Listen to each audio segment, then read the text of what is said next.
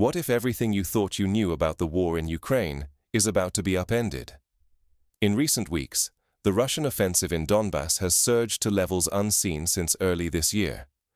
Russia has mobilized an astonishing 150,000 troops, launching relentless, coordinated waves of attacks. Ukrainian defensive lines are being hammered daily. In just one embattled sector, Ukrainian losses reached 455 in a single day, a number that would shake any army. Yet these grim statistics are only the surface. Beneath the headlines and daily casualty reports lies a deeper and far more urgent truth, one accelerating Ukraine's unraveling much faster than most analysts dared to forecast. The issue is not only technology or Western support, but something more primal: the unyielding need to replenish the front lines as defenders run out of both people and ammunition. Many believe that advanced drones and precision-guided weapons would be the war's decisive edge. But what is unfolding now is a return to the cruel arithmetic of attrition. Russia is leveraging its manpower reserves, not with elite forces, but with sheer volume and constant pressure. This strategy, widely dismissed as outdated, is now proving brutally effective against a Ukraine pushed to exhaustion. Focusing only on casualty numbers misses the underlying crisis. These losses are not mere figures. They point directly to a system breaking down, with Ukraine unable to replace its fighters as rapidly as Russia can send new ones into battle. Each fallen Ukrainian soldier is not just a battlefield statistic, but a fresh wound to the nation's ability to sustain its very existence. The consequences reach far beyond the trenches. Ignore this inflection point, and you risk misreading a once-in-a-generation shift in global power, one poised to reshape security, investments, and daily realities for millions well outside Ukraine. The rules of warfare and perhaps the world order itself are being rewritten right in front of us. Let's unravel what is truly unfolding on the front, and why this turning point could redefine the entire trajectory of the conflict. To understand the true stakes, we need to look beyond the casualty charts and ask, what happens when one side simply runs out of defenders? The answer could change not just Ukraine's fate, but the future of Europe itself. How did the war in Donbas reach its breaking point so abruptly? And why was it unstoppable, even as the world watched? To see how collapse swept across the front, we have to rewind several months. Since late last year, Russia had been methodically increasing its troop presence, steadily building up its lines and hinting at a larger campaign. Ukraine, meanwhile, stood its ground and waited, trusting that vital Western aid would arrive in time. But those promises from allies dissolved into a maze of bureaucracy. The tanks and shells Ukraine pleaded for became mired in endless forms, parliamentary debates, and diplomatic wrangling. The help that did come was never enough, dribbling in late, often outpaced by the growing urgency on the ground. As Ukraine waited, Russia pressed its advantage in silence. Behind closed borders, the Kremlin called up new reserves, drilled fresh battalions, and honed its battle plans. This was not a lightning assault, but a patient, grinding buildup, a storm-gathering force month by month, as if daring the world to notice. By the time summer arrived, Russia had amassed a force large enough to test every seam in the Ukrainian lines. When the offensive began, it came not as a single blow, but as a relentless tide. Russian forces attacked in wave after wave, exploiting every weakness, while Ukrainian defenders found themselves running low on ammunition, armor, and even the personnel to hold their positions. Overnight, the balance of power tipped. Ukrainian units, battered and stretched thin, struggled to absorb the shock. They were outnumbered, outgunned, and exhausted, watching as the enemy surged forward with what felt like limitless reserves. Some say the difference was technology, but that misses the truth. This was a war won by mass and momentum. Russia's old-fashioned strategy, manpower, attrition, and ceaseless pressure, overwhelmed a Ukrainian defense already eroded by months of waiting and uncertainty. The world, expecting a modern stand fortified by Western support, instead witnessed dreams shattered by brute force and sheer numbers. The stakes go far beyond the shifting front lines. Ukraine's very survival is hanging in the balance. The credibility of Western commitments is at risk, along with the future security of Europe itself. If the root causes are misunderstood, the same failures could echo through other conflicts, reshaping the global order in ways we can barely imagine. So what truly lies behind Ukraine's rapid retreat? The answer is deeper than tactics or technology. It is something elemental, a vulnerability hiding in plain sight. To understand this vulnerability, we have to look beyond the battlefield and into the heart of Ukraine's struggle. The next chapter reveals the quiet forces that shaped this collapse long before the shooting began. What happens when an army refuses to yield, yet has no one left to send? This is now the dire predicament facing Ukraine. Along the battered front lines, Ukrainian forces are bleeding at a rate that cannot be replenished.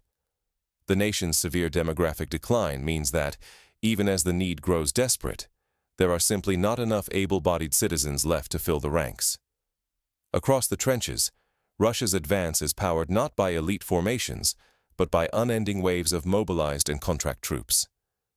Each attack is spearheaded by ordinary men, many pulled from civilian lives only weeks before, but their sheer volume is overpowering.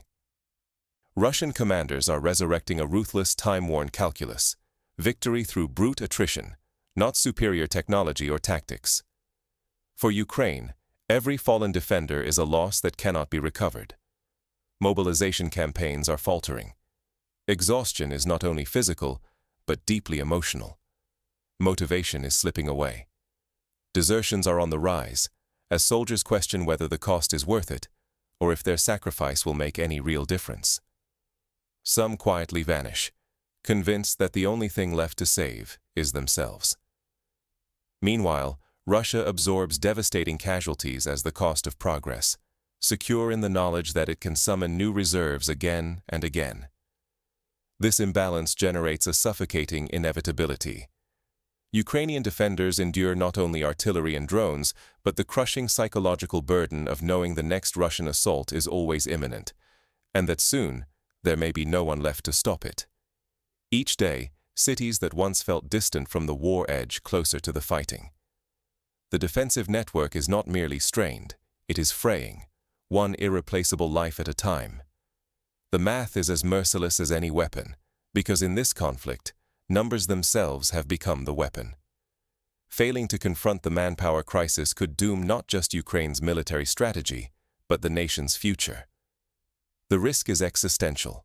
Millions of lives, the survival of the state, and the fate of European stability now hang by a thread. Soon, the consequences of these shifting numbers will be felt far beyond the battlefield. As the front collapses, the world faces a new and dangerous reality. If Ukrainian troop strength keeps dwindling, what future awaits when the front finally gives way? Within a few months, Ukraine's army may vanish, not in a spectacular defeat, but from sheer exhaustion. Soldiers are worn down by relentless attrition, and no single battle inflicts as much damage as this unending grind. The lines hold, then thin, then dissolve. Ukrainian commanders, once defiant, now speak of politics instead of victories. The vision of reclaiming lost ground has dimmed. Desperation replaces hope as the focus turns from winning to salvaging whatever future still remains to be negotiated. Meanwhile, Western leaders, who once promised that technology and aid would tip the scales, are quietly admitting their gamble has failed. Diplomatic channels open to Moscow, not with the confidence of winners, but with the urgency of those seeking to limit their losses. The balance of power at the table has tilted sharply. Any deal now will tilt toward Russia. No longer constrained, Moscow can impose conditions that would have seemed impossible only a season ago. Ukraine and its Western supporters must now negotiate from an undeniable position of weakness, confronting bitter realities. Russia's ability to endure has confounded the world. Despite waves of sanctions and economic isolation, its state apparatus and war machine have survived, adapted, and even grown stronger. All predictions of a quick Russian collapse have proven false. This is not merely a battlefield reversal.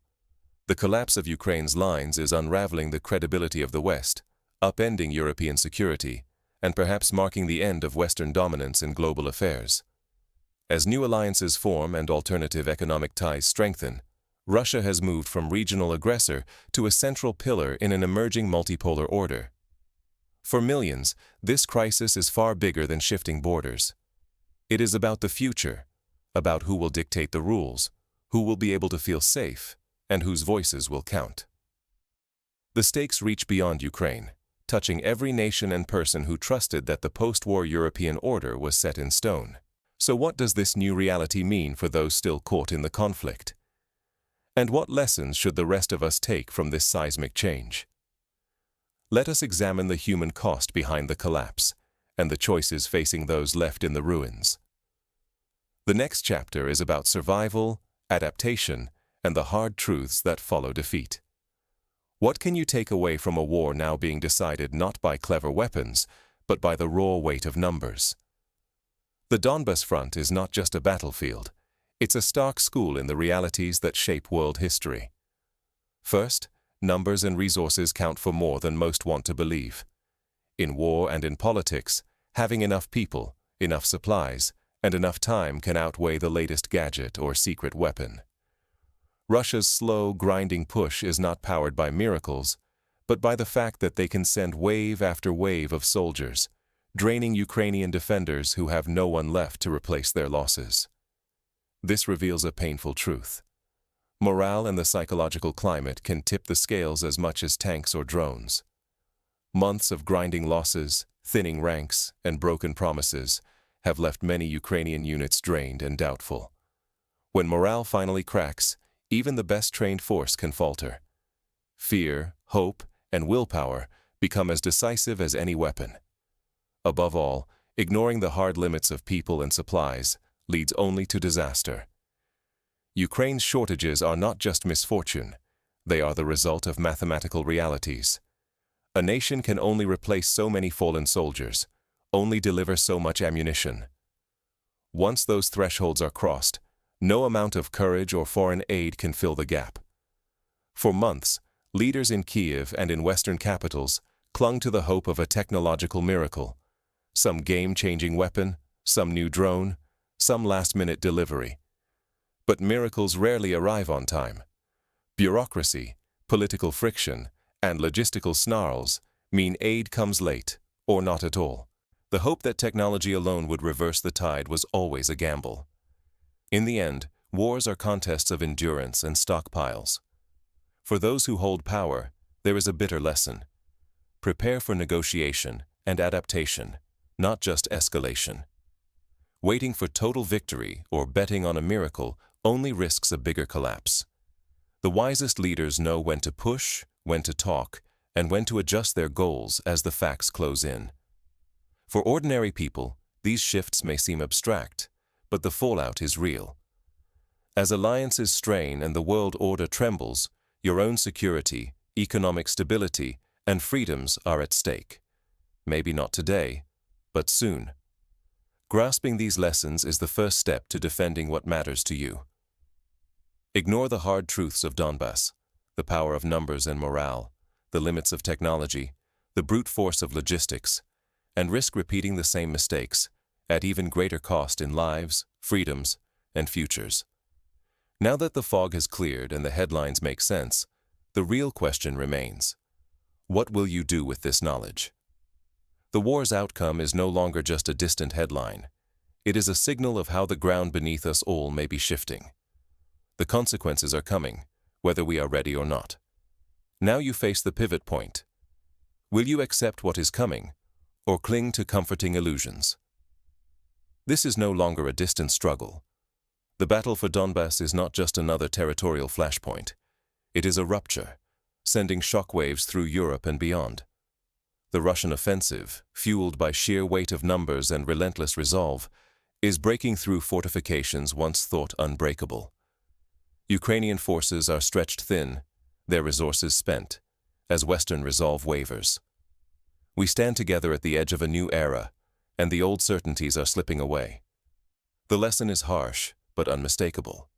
For months, experts insisted that advanced technology, Western assistance, and high morale would tip the scales. But today, The reality is clear. Massed manpower, wave after organized wave, has begun to overwhelm a Ukraine that is running out of both people and ammunition. The so-called primitive Russian strategy is proving brutally effective. This is warfare by numbers, where attrition grinds down innovation and hope. Each kilometer seized by Russian troops is more than a battlefield milestone. It shatters the belief that Western promises and superior weapons alone could hold the line. Ukrainian defenses are collapsing faster than at any earlier stage of the conflict, not due to any lack of courage, but simply because there are not enough fighters, not enough shells, not enough time left. Recognize this. The stakes are about more than land. What is unfolding threatens the entire post-war order. If Ukraine falls, or is forced into terms from a position of loss, the message is stark. Brute force and numbers can override even the most sophisticated alliances and arsenals. The world where small nations could count on help, where treaties guaranteed safety, is fading into a much colder landscape. This crisis reaches into every home, far beyond the Eastern Front. Ukraine's sovereignty, Western credibility, and the future of European security all hang in the balance. This is not some distant abstraction. Ask yourself, if the rules change overnight, what happens to your savings, your safety, your nation's standing? How does a world built on power, not promises, reshape your daily life? The risk could not be starker. Those who recognize and adapt to this new order may survive. Those who ignore it risk being left behind, exposed and unprepared. Now is not the time for passivity or denial. It is the moment to act, to inform others, to brace for what lies ahead, because tomorrow's world may look nothing like today's. You stand at a crossroads. Will you act or stay silent? Will you share what you have learned, or let friends and neighbors stumble into a changed reality alone? The stakes are real, and the consequences are yours. The new order is not a distant threat. It is happening right now, in front of you. But what does this mean for the world at large? To grasp the magnitude, let's look at how history has treated such crossroads before. Consider the First World War, when empires believed technology and alliances would outweigh numbers. The Western Front ground to a stalemate, and it was the ability to replenish men and material that ultimately wore down the Central Powers. When Germany and Austria-Hungary ran out of men, the war could not be sustained, regardless of breakthroughs like tanks and poison gas. Similarly, the Vietnam War taught the United States that superior technology and firepower could not compensate for a determined opponent with seemingly endless manpower and local support. In both cases, the failure to appreciate the simple arithmetic of war led to defeat and political upheaval. Now, imagine a scenario where Ukraine's front collapses entirely. Refugee flows could dwarf those seen in 2015, when millions fled the Middle East into Europe, straining social services, fueling political extremism, and redrawing the continent's map. If Donetsk and Luhansk fall, and Russian troops push farther west, neighboring nations like Poland, Slovakia, and Hungary would have to reconsider their defense postures, perhaps even reintroducing conscription or accelerating military spending. European unity, already frayed by years of crises, could shatter, with each nation looking out for itself. The European Union's promise of collective security, enshrined since the Treaty of Maastricht, would be called into question, just as the League of Nations was in the 1930s. On the economic front, imagine global investors watching Western guarantees unravel. The ripple effects could be profound: investments fleeing vulnerable states, energy prices spiking as Russian leverage increases, and new sanctions undermining global supply chains. We could see a replay of the 1970s, when the oil shock and geopolitical upheaval caused stagflation across the world, toppling governments from London to Rome. For Ukraine, the consequences are even more immediate and personal. Picture a Ukrainian family in Dnipro, whose son was called up last year. Each week brings news from the front, sometimes only rumors, sometimes a dreaded visit from the authorities. With every new offensive, the fear grows.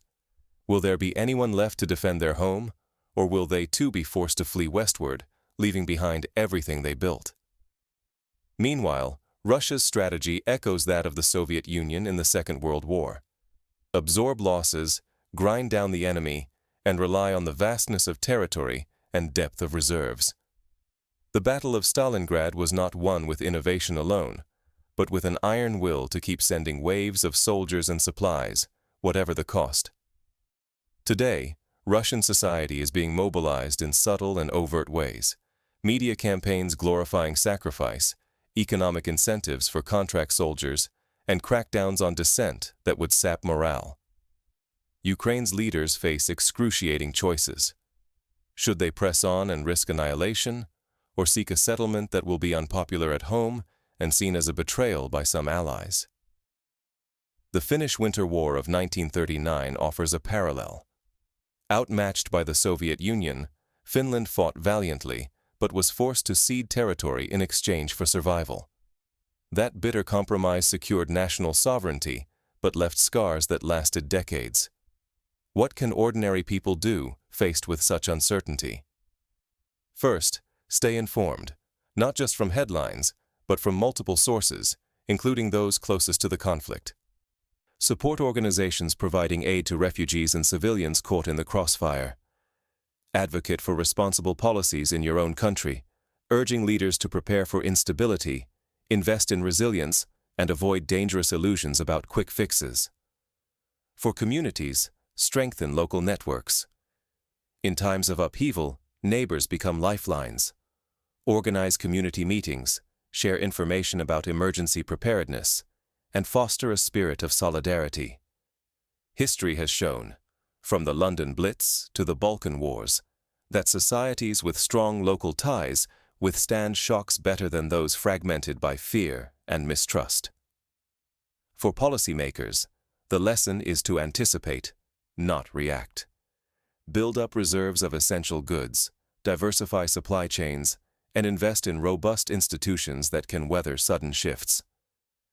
The countries that navigated the 2008 financial crisis best were those with strong regulatory frameworks and flexible economies. Finally, for the world's youth, the future is not yet written. Learn from the past, but also be willing to challenge old assumptions. Demand transparency from leaders, participate in civil society, and be ready to adapt to a world where promises may no longer be enough. Your voice and your vote will matter more than ever. The war in Ukraine is a mirror reflecting back the hard truths of power and survival. Numbers matter, but so do choices. The next chapters in this story will be written not just by armies and presidents, but by the millions who refuse to look away, who prepare for the storms to come, and who insist on making their voices heard. So ask yourself, if the ground does shift, what will you do? Will you retreat into denial or step forward into the uncertainty, equipped with knowledge, resolve, and solidarity? History's pivots are rarely comfortable, but those who see them clearly and act shape the world that follows. The crossroads is here, and the time is now. Share this message. Discuss it with those around you. Stay vigilant, stay informed, and above all, stay connected. The future belongs to those who prepare for it, together.